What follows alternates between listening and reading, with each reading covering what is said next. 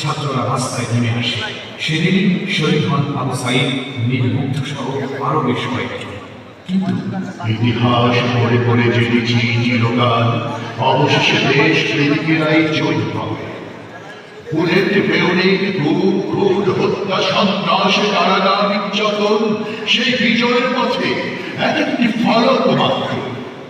একটি ফুলের বড়জন একটি বুকে ফোড়ো ফোড় করতে পারে, কিন্তু একজন শহীদের এক ফোঁটা রক্ত নিমিষে লক্ষ কোটি জনতার মনে ছেড়ে দিতে পারে বিপ্লবের দাও দাও আগুন।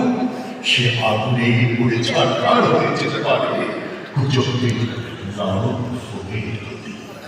বাস্তবেও হয়েছে তাই।